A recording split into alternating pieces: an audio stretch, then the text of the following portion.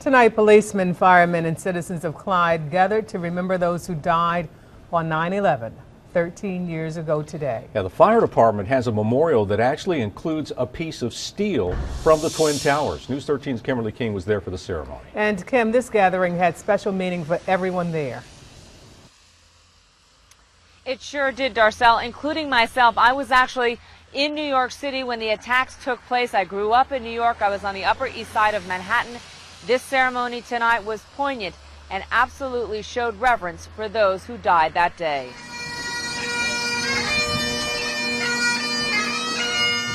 What it was like in the city that day, it was mayhem. It was confusion.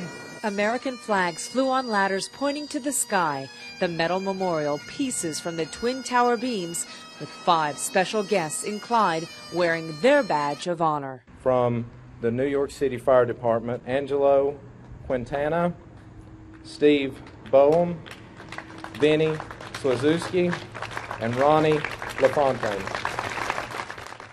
All receiving applause, for they were there, ready to do what they could to save lives. In the middle, Steve Boehm.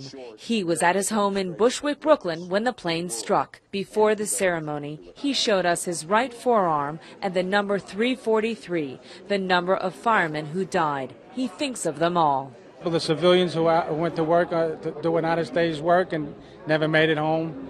The Pentagon was also, the military was taken out. And the people that crashed the plane into Shanksville. While thousands of people were scrambling to get out of the World Trade Center, hundreds of firefighters were scrambling to get in. And it was that memory that made Steve reflect and fill with emotion, remembering his 9/11 13 years ago as if it was just yesterday. That's our family up there. That's our fellow Americans. Steve hoping parents will do one thing with their children. To be educated on 9/11, for what happened that day and what it was really all about. That was an attack on American soil.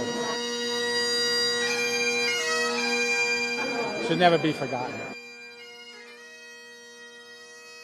Steve is a memorable guy. After the service, he came up to me, had given it some thought, and he asked me to say one thing that folks should remember about September 11th. He said, all gave some, but some gave all.